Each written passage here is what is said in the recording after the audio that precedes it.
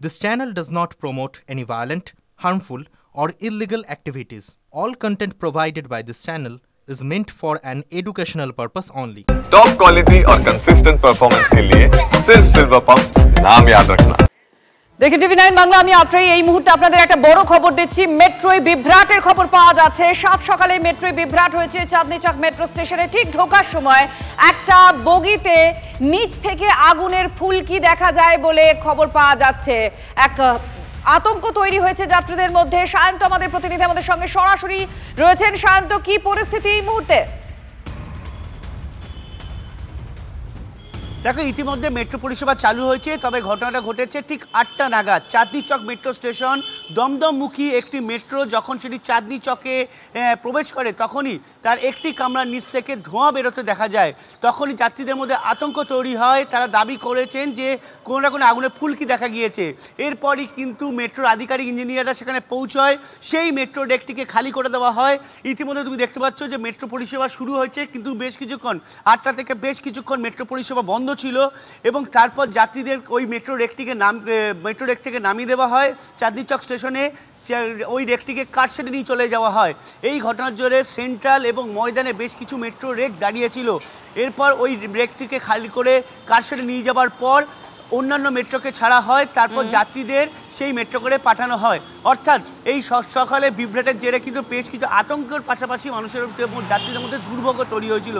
তবে মেট্রোর তরফে জানানো হয়েছে কিছুক্ষণ মেট্রো পরিষেবা ব্যাহত হয়েছিল, তারপর থেকে মেট্রো পরিষেবা আবারও নির্বিঘ্নে চলছে এবং ইতিমধ্যে অন্যান্য মেট্রো রেকগুলিও চাঁদনী চক মেট্রো স্টেশনে প্রবেশ করছে। ধন্যবাদ। সাত সকালে মেট্রো বিভ্রাট। চাঁদনী চক মেট্রো স্টেশনে ঢোকার সময় মেট্রোর একটি কোচের নিচ থেকে আগুনের ফুলকি দেখা যায়। ধোঁয়া দেখেই আতঙ্কের মধ্যে যাত্রীদের মধ্যে একটা হুড়োহুড়ি বেঁধে যায়। তড়িঘড়ি খালি করে দেওয়া হয় রেকটি।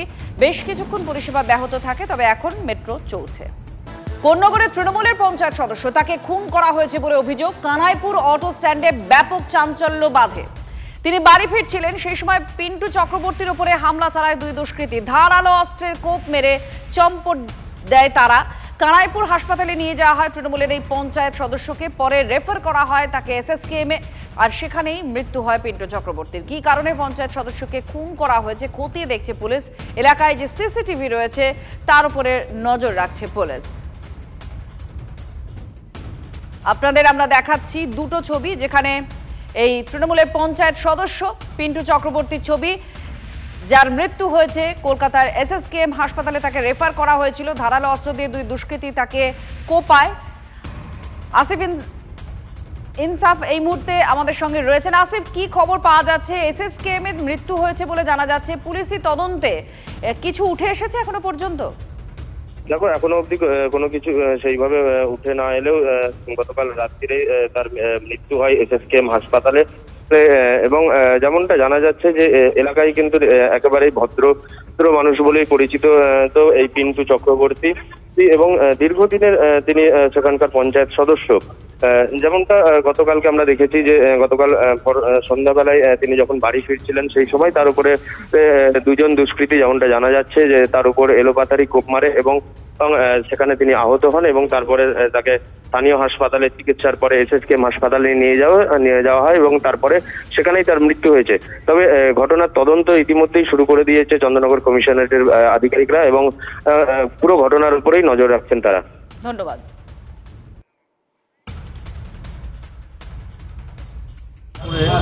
আমরা খবর পেলাম যে এখানে এই ধরনের একটা ঘটনা ঘটেছে। কেউ তারা যত থেকে তাকে আক্রমণ করে এলোপাতাড়ি কুপিয়েছে।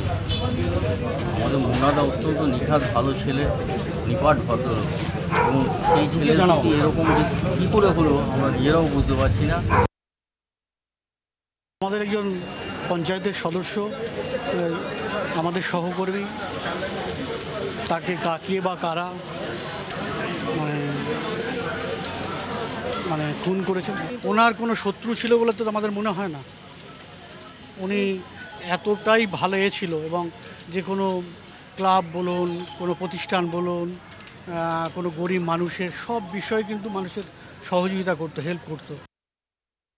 আমাদের সঙ্গে বিজেপি নেতা সজল ঘোষ তিনি আছেন, আমরা কথা বলবো। সজলদা, কি বলবেন? ঠিক ভোটের আগে আগে একের পর এক শাসক দলের খুনের মতো ঘটনা ঘটছে।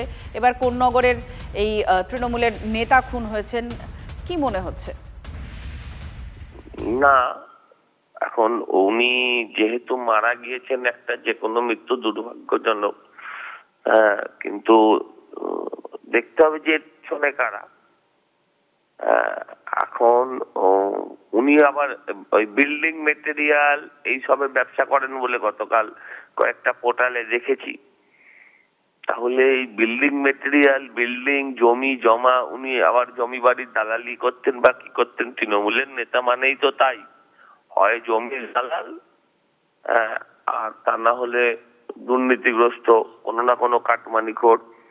এখন এইগুলো নিয়ে কোথাও কোনো সমস্যা আছে, রাজনৈতিক সমস্যাও থাকতে পারে, এই মুহূর্তে আমি মন্তব্য করব না। কিন্তু যে হারে ওরা নিজেদের মধ্যে মারামারি করে মরছে, তাহলে সেই অবস্থা চলতে থাকলে 26-এর নির্বাচনে তো প্রার্থীর পাশে যে এজেন্ট দিতে হবে, সে এজেন্ট দিতে পারবে বলে মনে হচ্ছে না। ওর অত্যন্ত দুর্ভাগ্যজনক, আমি বারবার বলছি, যে তৃণমূল কর্মীদের বাঁচাতে তৃণমূলের ভেতর থেকে আওয়াজ উঠুক রাষ্ট্রপতি শাসনের 356 ধারা প্রয়োগের, তৃণমূলের ভেতর থেকেই আওয়াজটা উঠুক। ধন্যবাদ সজলদা।